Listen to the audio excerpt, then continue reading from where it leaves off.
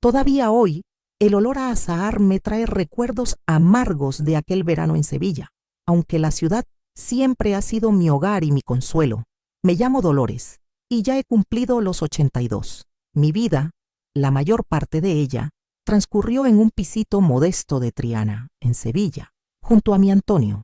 Éramos gente sencilla, de barrio obrero, de los que se levantaban con el sol y se acostaban con el cansancio en los huesos. Antonio era albañil, un hombre fuerte, de manos callosas y risa fácil, o al menos así lo recordaba yo en los primeros años. Yo, por mi parte, me encargaba de la casa, de la comida, de que nunca faltara un plato caliente en la mesa ni una camisa limpia en el armario.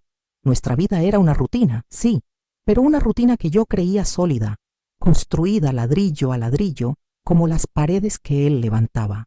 Antes de seguir con mi historia, que es una parte muy íntima de mi vida, me gustaría pediros un favor. Si os están gustando estas historias de vida, por favor, suscribíos al canal, dadle a me gusta y contadme en los comentarios desde qué ciudad o país me estáis escuchando. Vuestro apoyo significa mucho para nosotras, las abuelas que compartimos nuestros recuerdos. Volviendo a Antonio y a mí, nos casamos muy jóvenes, casi unos niños, con la ilusión de construir un futuro juntos. Y lo hicimos. Tuvimos 2 hijos, que nos dieron más de un quebradero de cabeza, como es natural, pero también muchas alegrías. Los años pasaban, y con ellos, la juventud se iba, dejando paso a las arrugas y a la sabiduría, o eso pensaba yo. Nuestra relación, como la de muchos matrimonios de la época, se basaba en el respeto, en el trabajo duro y en la costumbre. No éramos de grandes demostraciones de afecto en público, pero en la intimidad de nuestro hogar siempre sentí su cariño, su presencia, o eso creía. Los primeros indicios, si es que se les puede llamar así, fueron tan sutiles que los achaqué a la edad, al cansancio, a la propia vida que nos iba desgastando. Antonio empezó a llegar más tarde del trabajo. Al principio eran las obras que se alargaban, los imprevistos, la necesidad de terminar un encargo. Yo, ingenua de mí, le esperaba con la cena caliente, con la preocupación en el alma, pero con la confianza intacta. Pobre Antonio, qué paliza se pega, pensaba.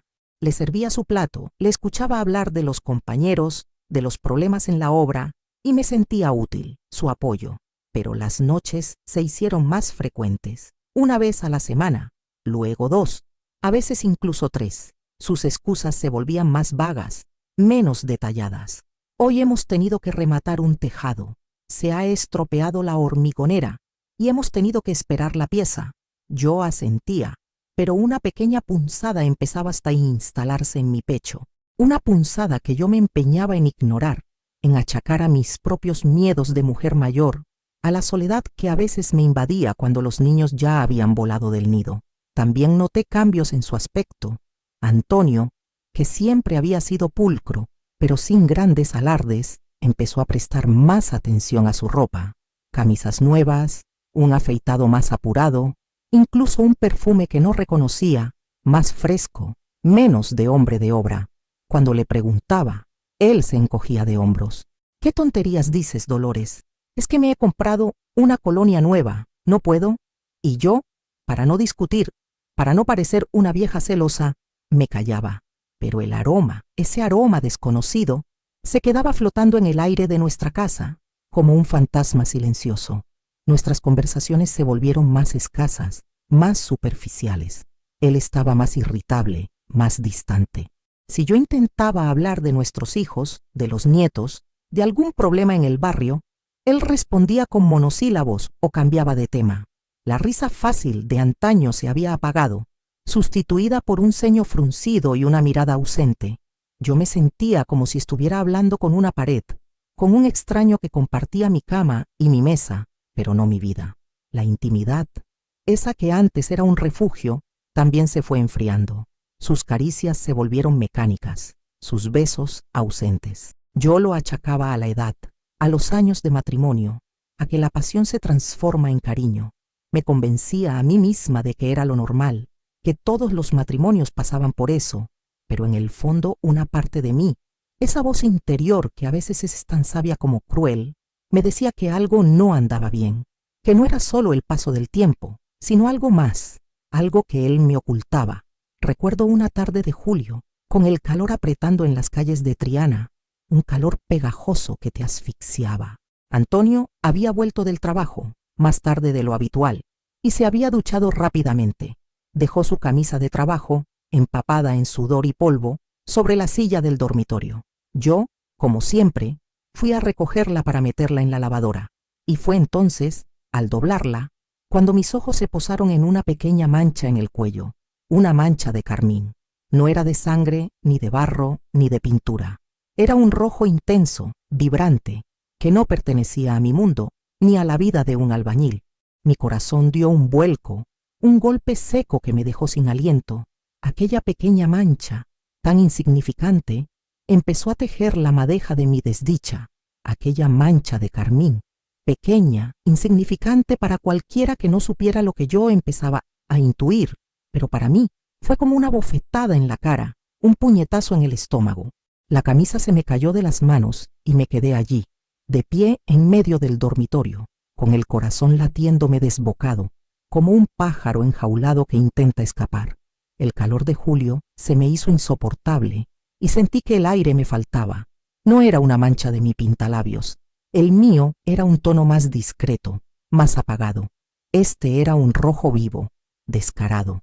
La primera reacción fue de incredulidad. No, Dolores, no pienses mal. Será de alguna compañera de la obra que se ha apoyado sin querer. O de alguna clienta, vete a saber. Intenté convencerme, pero la voz en mi cabeza, esa que a veces es tan sabia como cruel, me susurraba otra cosa. Recogí la camisa, la metí en la lavadora con más fuerza de la necesaria, como si quisiera borrar no solo la mancha, sino también la duda que empezaba a envenenar mi alma. Esa noche, Antonio llegó a la hora de cenar como si nada. Se sentó a la mesa y yo le serví su plato de gazpacho, fresco y reconfortante en el calor sevillano.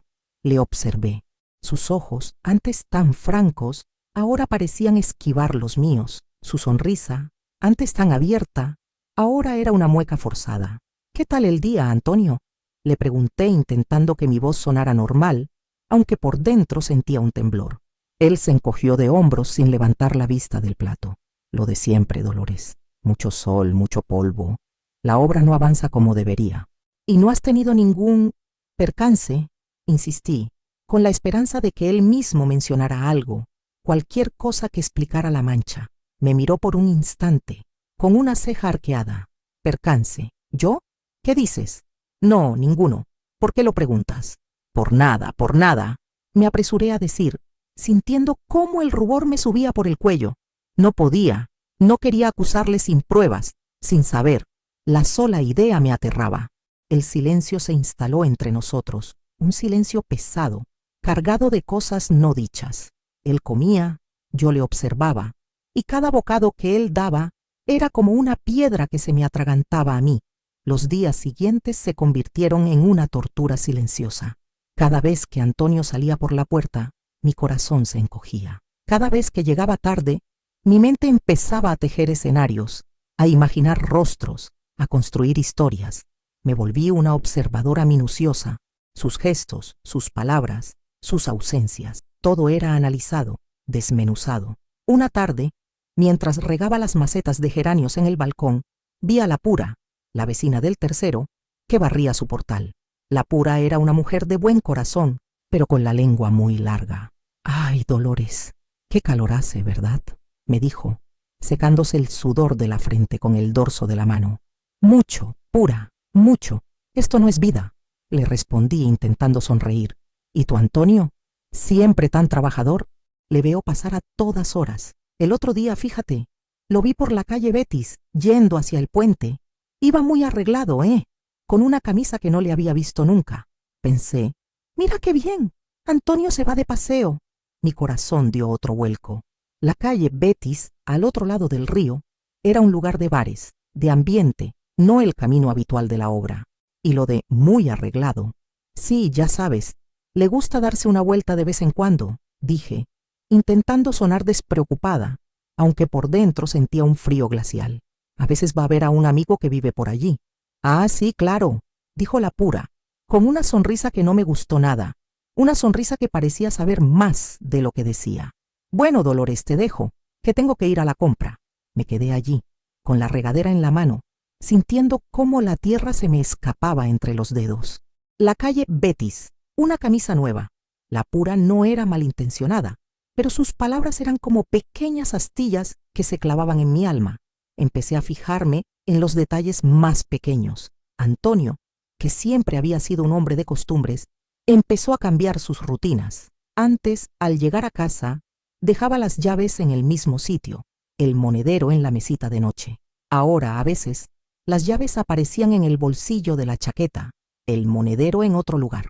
Pequeñas cosas, sí, pero que en mi mente se convertían en pruebas, en señales de que algo no encajaba.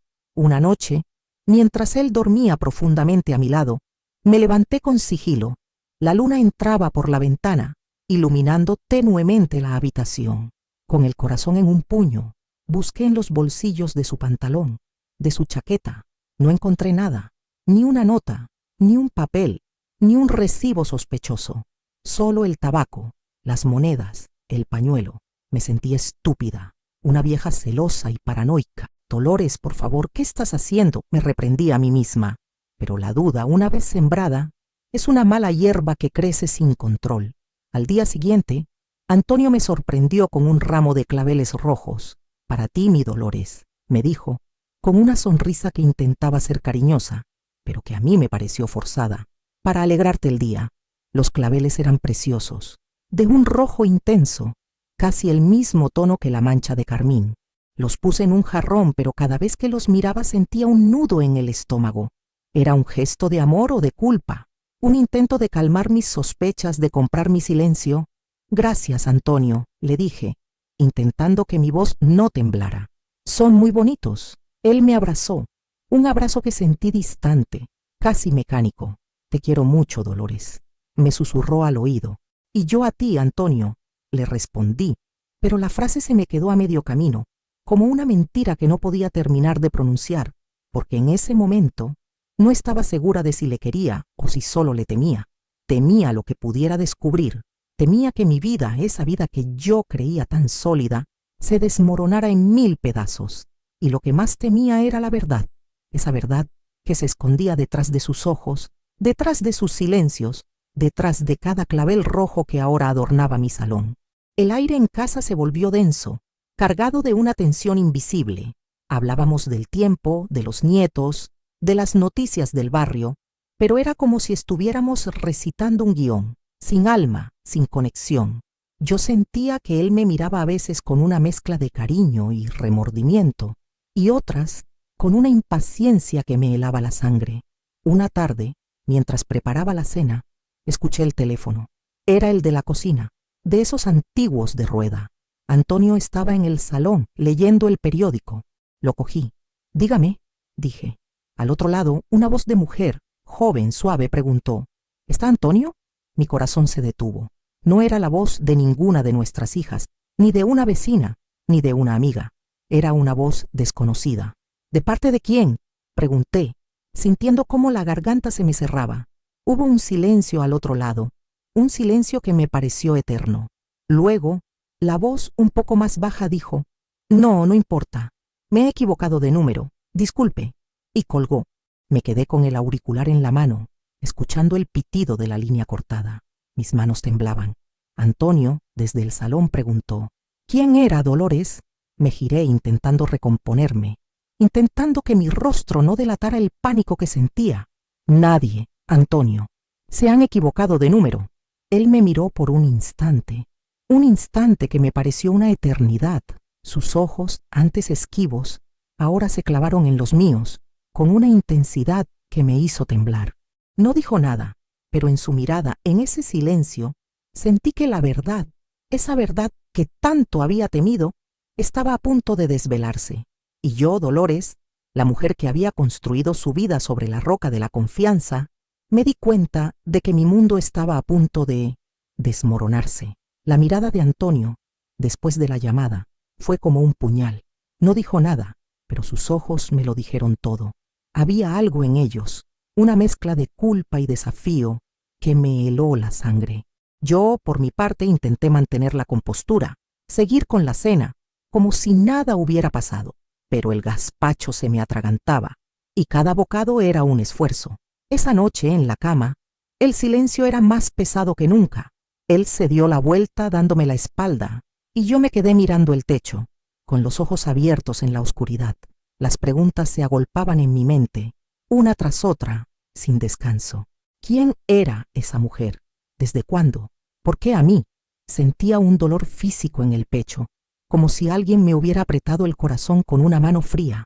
Los días siguientes fueron una agonía. Cada vez que Antonio salía de casa, yo sentía un nudo en el estómago. Cada vez que llegaba tarde, mi imaginación volaba, construyendo escenas, diálogos, imágenes que me torturaban. Intentaba distraerme con las tareas de la casa, con las visitas de mis hijos y nietos, pero la sombra de la sospecha me seguía a todas partes. Una tarde, mi hija Carmen vino a verme. Ella siempre ha sido muy observadora, muy de fijarse en los detalles. «Mamá, ¿estás bien?», me preguntó mientras me ayudaba a doblar la ropa. «Te veo más delgada y tienes una cara de cansada». «Tonterías, hija», le respondí intentando sonreír. «Es el calor y la edad, que no perdona». Ella me miró con sus ojos grandes y penetrantes. «No sé, mamá. Papá también está raro, más callado, más distante. ¿Ha pasado algo entre vosotros?». Sentí un escalofrío. Carmen siempre había sido muy unida a su padre. ¿Se habría dado cuenta de algo? «No, hija, no ha pasado nada», le mentí, sintiendo cómo la culpa me carcomía por dentro. No quería preocuparla. No quería que mis problemas afectaran a mis hijos. Son cosas de la edad, ya sabes. Los matrimonios, después de tantos años, se vuelven más tranquilos. Carmen no pareció muy convencida, pero no insistió. Me abrazó, y en ese abrazo sentí una mezcla de consuelo y desesperación. Quería contarle todo, desahogarme, pero no podía. La vergüenza, el miedo a la verdad, me lo impedían. El punto de inflexión llegó una semana después. Era un martes, día de mercado. Yo había ido a hacer la compra como siempre, y al volver a casa, me encontré con la puerta abierta. Un escalofrío me recorrió la espalda. Antonio no solía dejar la puerta abierta. Entré con cautela, llamando su nombre. No hubo respuesta. Dejé las bolsas en la cocina y fui al salón. El periódico estaba abierto sobre la mesa y su taza de café a medio terminar. Fui al dormitorio. La cama estaba deshecha y en la mesita de noche, junto a su reloj, había un pequeño papel doblado. Lo cogí con manos temblorosas. Era una nota, escrita con una letra que no era la mía, ni la de mis hijos. Una letra elegante, femenina.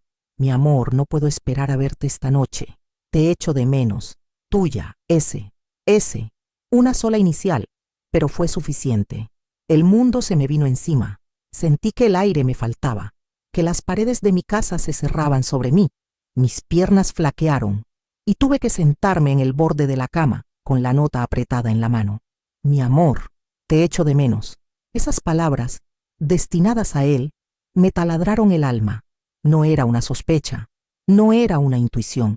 Era la prueba, la cruda y dolorosa verdad. Antonio, mi Antonio, el hombre con el que había compartido más de 50 años de mi vida, me estaba engañando. Las lágrimas empezaron a brotar, silenciosas al principio, luego incontrolables. Lloré por mí, por los años perdidos, por la confianza rota. Lloré por mis hijos, por la familia que yo creía haber construido sobre cimientos sólidos. Lloré por la Dolores ingenua que había sido, la que había creído en un amor para toda la vida. No sé cuánto tiempo estuve allí, sentada en la cama, con la nota en la mano, sintiendo cómo mi corazón se desgarraba. Cuando Antonio llegó, unas horas después, me encontró en el salón, sentada en el sofá, con los ojos hinchados y la nota sobre la mesa. Entró, y al verme, su rostro se descompuso, sus ojos se posaron en la nota, y luego en mí. Hubo un silencio denso, cargado de vergüenza y de dolor. «Dolores», empezó a decir con la voz ronca. «¿Quién es, Antonio?», le interrumpí con la voz apenas un susurro. «Dime la verdad, ¿quién es esa S?».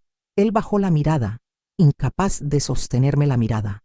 Se sentó en la silla de enfrente, con los hombros caídos, como un hombre derrotado. Es una compañera de trabajo», dijo, con la voz apenas audible. De la obra, una compañera de trabajo, repetí, con una risa amarga que me salió del alma. Y le llamas mi amor, y te echa de menos. ¿Desde cuándo, Antonio? ¿Desde cuándo me estás engañando?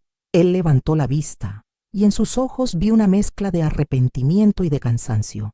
Dolores, por favor, no es lo que parece. Ah, ¿no? Le increpé, sintiendo cómo la rabia empezaba a hervir dentro de mí. Entonces, ¿qué es? ¿Un juego? ¿Una broma? ¿Crees que soy tonta, Antonio? ¿Crees que no me he dado cuenta de nada? De tus ausencias, de tus mentiras, de tus cambios de humor.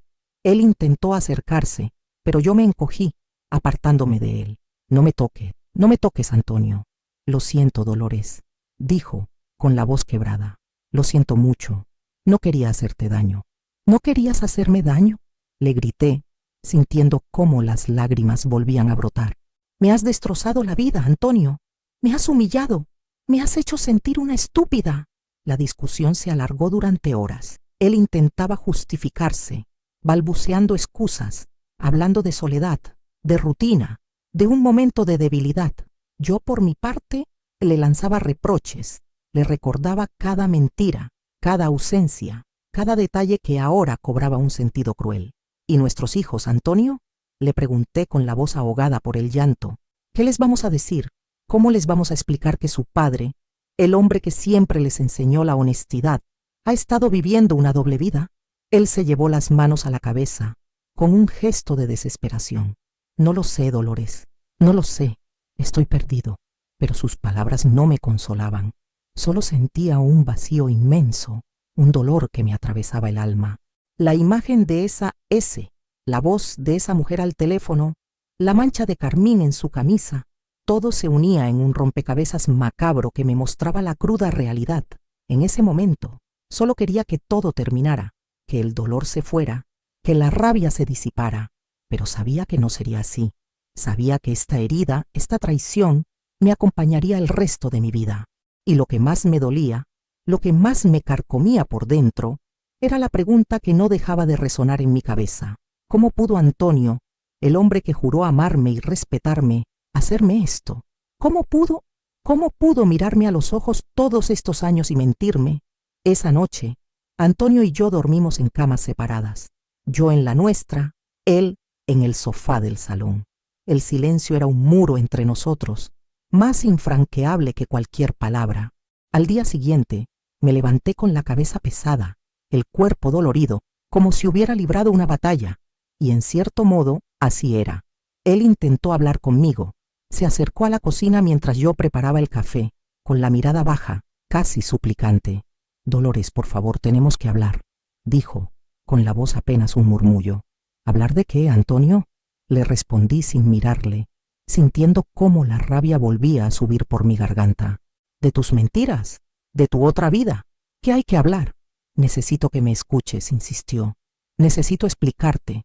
No hay nada que explicar, le corté con la voz firme, aunque por dentro temblaba. La nota lo dice todo. Tus ausencias lo dicen todo. Tus ojos lo dicen todo. Él suspiró, un suspiro profundo cargado de resignación. No quiero perderte, Dolores. Ya me has perdido, Antonio, le dije, y en ese momento sentí que era verdad. Una parte de mí, la que confiaba ciegamente en él, la que le amaba sin reservas, se había roto en 1000 pedazos. Los días se convirtieron en semanas, y las semanas en meses. La convivencia se volvió insostenible. Hablábamos lo justo, lo imprescindible. Las comidas eran un suplicio, los silencios, un tormento. Yo me sentía como una extraña en mi propia casa, viviendo con un hombre al que ya no reconocía. Mis hijos, Carmen y Manuel, empezaron a notar la tensión. Venían a visitarnos y el ambiente era tan denso que se podía cortar con un cuchillo. Intentaban animarnos, hacernos hablar, pero nosotros éramos 2 islas separadas por un océano de dolor. Un domingo, Carmen nos reunió a los 2 en el salón. Mamá, papá, dijo con voz seria, esto no puede seguir así. Se nota que algo pasa. Estamos preocupados. Por favor, contadnos qué ocurre. Antonio me miró y yo le miré a él. Sabía que no podíamos seguir ocultándolo. La verdad, por dolorosa que fuera, tenía que salir a la luz. Hijos, empecé a decir con la voz temblorosa. Vuestro padre me ha engañado. El silencio que siguió fue ensordecedor. Carmen se llevó las manos a la boca, con los ojos llenos de lágrimas. Manuel, que siempre había sido más impulsivo, se levantó de golpe. «¿Qué dices, mamá?», exclamó mirando a Antonio con una furia que nunca le había visto. «¿Es eso verdad, papá? ¿Has engañado a mamá?». Antonio bajó la cabeza, incapaz de responder. Su silencio fue la confirmación. «¿Pero cómo has podido?», gritó Manuel acercándose a él. «Después de tantos años, después de todo lo que mamá ha hecho por ti». Carmen, entre sollozos, intentó calmar a su hermano. «Manuel, por favor, no». «No, Carmen», la interrumpió Manuel. «Esto no tiene perdón. Mamá no se merece esto». Yo me sentía fatal, viendo a mis hijos sufrir por mi culpa, por la culpa de Antonio, pero al mismo tiempo sentía una extraña liberación. La verdad, por fin, había salido a la luz. Antonio, con la voz rota, intentó defenderse. «Hijos, lo siento mucho. Fui un estúpido, me equivoqué». «¿Equivocarse?», dijo Manuel con desprecio. «Esto no es un error, papá. Esto es una traición». La discusión se volvió acalorada. Mis hijos, que siempre habían sido tan respetuosos con su padre, le reprochaban su comportamiento, le exigían explicaciones. Yo me quedé al margen observando la escena, sintiendo cómo el dolor se mezclaba con una extraña sensación de justicia. En medio de la tensión, me di cuenta de que, a pesar de todo, mis hijos estaban de mi lado. Su indignación, su apoyo, me daban una fuerza que no sabía que tenía. Si os está gustando esta historia, que es una parte tan dolorosa de mi vida, os pido un momento para que os suscribáis al canal, le deis a me gusta y me contéis en los comentarios desde qué ciudad o país me estáis escuchando. Vuestro apoyo me ayuda a seguir compartiendo estas vivencias. La vida en casa se convirtió en un campo de batalla silencioso. Antonio intentaba acercarse, pedir perdón, pero yo no podía. La herida era demasiado profunda, la traición demasiado grande. Cada vez que intentaba hablarme, yo sentía un muro levantarse entre nosotros. Una tarde, mientras estaba en la cocina, Antonio se acercó a mí. «Dolores», dijo con la voz suave, «sé que he cometido un error terrible. Sé que te he hecho mucho daño, pero te juro que me arrepiento. Te juro que no volverá a pasar». Me giré para mirarle. Sus ojos estaban llenos de lágrimas, su rostro surcado por el arrepentimiento, pero yo ya no podía creerle. «¿Y qué quieres que haga, Antonio?», le pregunté con la voz cargada de amargura. «Que te perdone, que olvide todo lo que ha pasado, que borre de mi mente la imagen de esa nota, de esa mujer». Él bajó la mirada. «Solo te pido una oportunidad para demostrarte que puedo cambiar». «¿Demostrarme qué, Antonio?», le dije con una risa sin alegría. «¿Que puedes volver a engañarme? ¿Que puedes volver a destrozarme la vida?». En ese momento sentí que no había vuelta atrás. La confianza se había roto, y con ella la base de nuestro matrimonio. No podía perdonarle, no podía olvidar. El dolor era demasiado intenso, la herida demasiado profunda. Una noche, mientras él dormía en el sofá, yo me quedé en la cama, mirando la oscuridad. Recordé el día de nuestra boda hace más de 50 años. Yo, vestida de blanco, con la ilusión en los ojos. Él, con su traje oscuro, prometiéndome amor eterno. ¿Dónde había quedado todo aquello? ¿Cómo habíamos llegado a este punto? Sentí un frío en el alma, un frío que no tenía nada que ver con la temperatura de la habitación. Era el frío de la soledad, de la desilusión, de la pérdida. Y en ese momento me di cuenta de que, a pesar de estar casada, me sentía más sola que nunca. Y la pregunta que me atormentaba era, ¿podría alguna vez, después de todo esto, volver a confiar en alguien? ¿Podría alguna vez, después de esta traición, volver a sentir algo que no fuera este dolor? ¿Podría alguna vez, después de esta traición, volver a sentir algo que no fuera este dolor? La pregunta me taladraba el alma cada noche, cada mañana. El dolor era una losa que me aplastaba, pero poco a poco, una nueva emoción empezó a abrirse paso: la dignidad. ¿Por qué tenía que seguir viviendo así? ¿Por qué tenía que soportar la humillación de compartir mi vida con un hombre que me había traicionado? No era justo, no era lo que yo me merecía. Una mañana me levanté con una determinación que no había sentido en mucho tiempo. Había pasado la noche en vela, pensando, repasando cada momento de mi vida con Antonio, cada mentira, cada gesto de cariño que ahora me parecía falso, y llegué a una conclusión. No podía seguir así. No quería. Esperé a que Antonio se levantara. Él, como de costumbre, se sentó a la mesa de la cocina, con su taza de café y el periódico. Yo me senté frente a él con las manos entrelazadas sobre la mesa. «Antonio», dije, y mi voz, para mi sorpresa, sonó firme, sin temblor. «Tenemos que hablar, y esta vez de verdad». Él bajó el periódico y me miró con una expresión de cansancio, de resignación. «Dime, Dolores». «No puedo seguir así», le dije, mirándole directamente a los ojos. «No puedo seguir viviendo contigo, sabiendo lo que has hecho, sabiendo que me has mentido, que me has engañado. Esto no es vida para mí». Él abrió la boca para hablar, pero yo le interrumpí. «No, Antonio, escúchame. He pensado mucho, he llorado mucho, y he llegado a la conclusión de que no puedo perdonarte, no puedo olvidar, y no puedo vivir con alguien en quien ya no confío». Hubo un silencio denso, cargado de la verdad de mis palabras. Él me miró, y en sus ojos vi una mezcla de sorpresa, de dolor y de miedo. «¿Qué quieres decir, Dolores?», preguntó con la voz apenas un susurro. ¿Quieres que me vaya?» «Sí, Antonio», le respondí, y cada palabra era como un puñal que se clavaba en mi propio corazón, pero que también me liberaba. «Quiero que te vayas. Esta es mi casa. Es la casa que hemos construido juntos, pero ahora para mí está rota, y no puedo seguir aquí contigo». Él se levantó de la silla, con un movimiento lento como si le pesara el cuerpo. «Pero Dolores, ¿a dónde voy a ir? A mi edad, después de tantos años. Eso debiste pensarlo antes, Antonio», le dije, y sentí una punzada de amargura. «Cuando decidiste engañarme, cuando decidiste destrozar nuestra vida». La discusión se alargó. Él intentó suplicar, intentó convencerme de que me arrepentiría, de que era una locura, pero yo me mantuve firme. La decisión estaba tomada. No había vuelta atrás.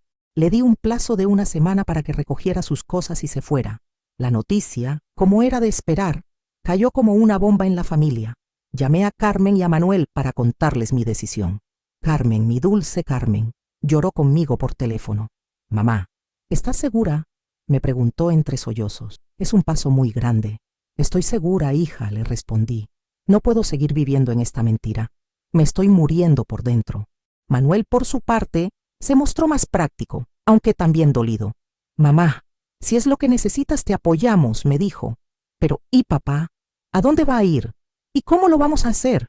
«Él tendrá que buscarse la vida, hijo», le dije, con una frialdad que me sorprendió a mí misma. «Y en cuanto a cómo hacerlo, ya veremos. Pero no voy a dar marcha atrás». Mis hijos, a pesar de su dolor, me apoyaron. Vinieron a casa, me abrazaron, me dijeron que estaban orgullosos de mi fuerza. Eso me dio un consuelo inmenso. Saber que no estaba sola, que mis hijos entendían mi dolor y mi necesidad de dignidad, fue un bálsamo para mi alma herida. La Pura, la vecina del tercero, no tardó en enterarse. En un barrio como el nuestro, las noticias vuelan más rápido que el viento. Un día, mientras yo estaba regando mis geranios, la vi asomarse a su balcón. «Ay, Dolores», me dijo, con una voz que intentaba ser compasiva, pero que yo sentía llena de curiosidad. «Me he enterado de lo de Antonio». «Qué pena, mujer. Después de tantos años». «Sí, Pura», le respondí intentando mantener la compostura. «Así es la vida». «Pero ¿cómo ha podido pasar algo así?», insistió, con los ojos bien abiertos. «Si siempre parecías tan feliz con él, tan unidos». «Las apariencias engañan, Pura», le dije, y en ese momento sentí que no tenía que darle explicaciones a nadie. Cada uno sabe lo que pasa dentro de su casa. Ella asintió, pero yo sabía que la historia ya estaba circulando por todo el barrio, con sus detalles exagerados, sus juicios y sus cotilleos. Sentía la vergüenza, sí, pero también una extraña sensación de liberación. Ya no tenía que ocultar nada. Mi dolor era público, pero también lo era mi decisión de no seguir sufriendo en silencio. La semana pasó como una eternidad. Antonio recogió sus cosas en silencio, con la mirada baja, sin apenas hablarme. Yo le observaba y sentía una mezcla de tristeza y de alivio. Era el final de una etapa, el final de una vida que yo creía conocer. El día que se fue, Un taxi lo esperaba en la puerta. Mis hijos vinieron a acompañarme. Antonio se despidió de ellos con un abrazo y luego se giró hacia mí. «Adiós, Dolores», dijo con la voz quebrada. «Espero que algún día puedas perdonarme».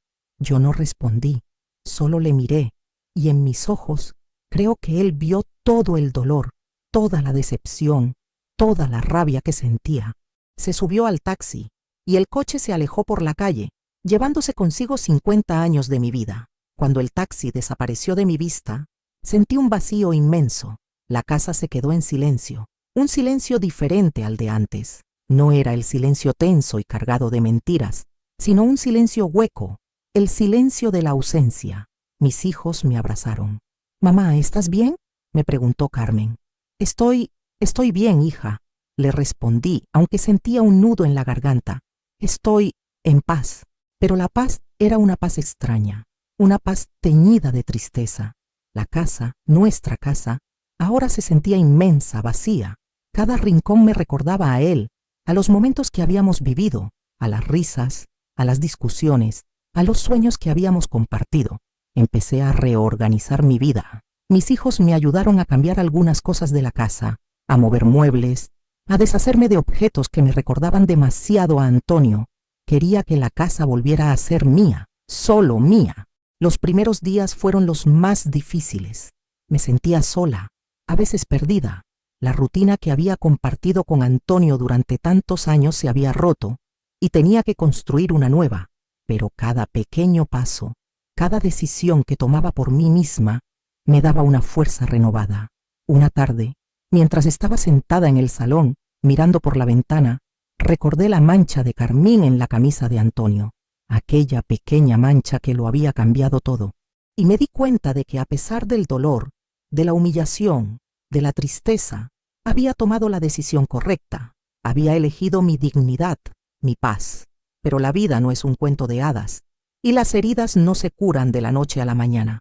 A veces, por las noches, me despertaba sobresaltada, sintiendo el vacío a mi lado en la cama, y me preguntaba si, a mi edad, después de todo lo que había pasado, sería capaz de encontrar de nuevo la felicidad.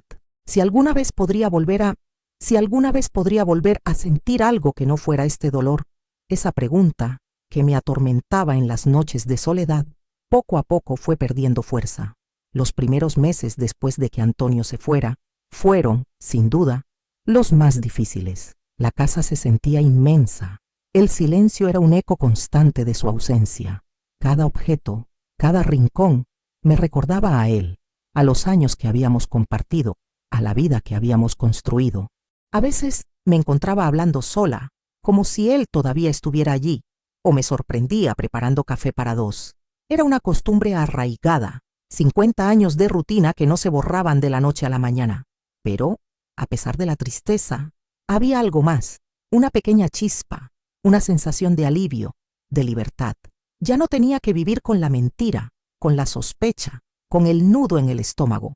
Podía respirar, podía ser yo misma, sin la sombra de la traición. Mis hijos fueron mi gran apoyo. Carmen venía casi todos los días, me traía la compra, me hacía compañía, me escuchaba sin juzgar. Manuel, con su carácter más práctico, se encargó de arreglar algunas cosas en casa, de ayudarme con los papeles, de asegurarse de que todo estuviera en orden. Su amor incondicional fue un bálsamo para mi alma herida. Me recordaban que a pesar de todo, no estaba sola. Tenía una familia que me quería y me respetaba. Antonio intentó contactarme un par de veces al principio. Llamaba por teléfono, dejaba mensajes con mis hijos. Quería verme, quería hablar, quería arreglar las cosas. Pero yo me mantuve firme. No podía. La herida era demasiado profunda. La confianza estaba rota de forma irreparable. Mis hijos le transmitieron mi decisión, con respeto, pero con claridad. Él tuvo que aceptarlo. Con el tiempo las noticias sobre él me llegaban de forma indirecta, a través de conocidos del barrio.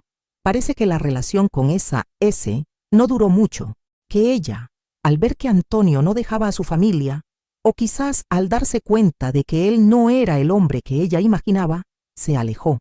No sentí alegría por su desdicha, ni tampoco pena. Solo una confirmación de que mi decisión había sido la correcta. Él Había buscado algo fuera de nuestro matrimonio y al final se había quedado solo. Poco a poco empecé a reconstruir mi vida. Me apunté a un taller de lectura en el centro de mayores. Volví a salir con mis amigas de toda la vida, esas que siempre habían estado ahí, pero a las que había descuidado un poco por la rutina del matrimonio. Empecé a cuidar mi jardín con más esmero, a cocinar mis platos favoritos, a escuchar la música que me gustaba.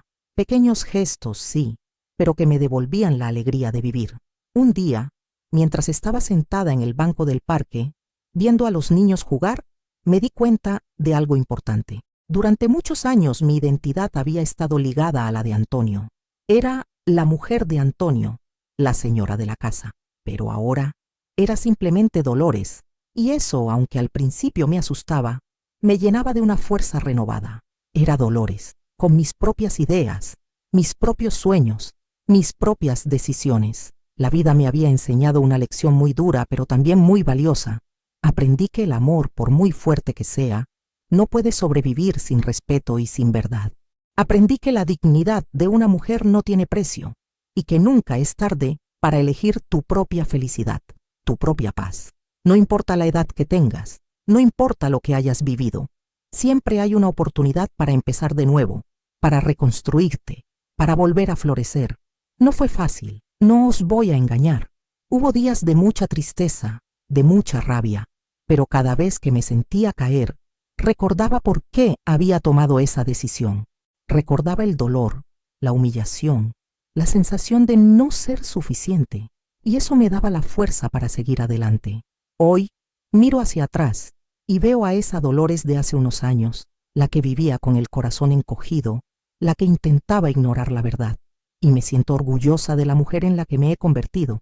Una mujer que, a pesar de las cicatrices, ha encontrado la paz, la fuerza y la alegría de vivir.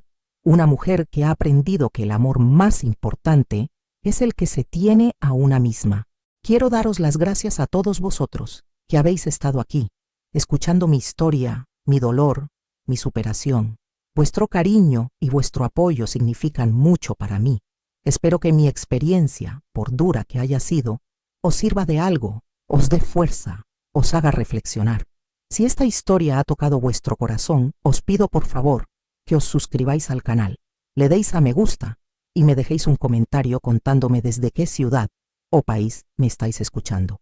Vuestras palabras son un regalo para mí y recordad siempre, la vida puede ser dura, pero nosotras, las mujeres, somos más fuertes de lo que creemos. Siempre hay una luz al final del camino y siempre, siempre merecemos ser felices.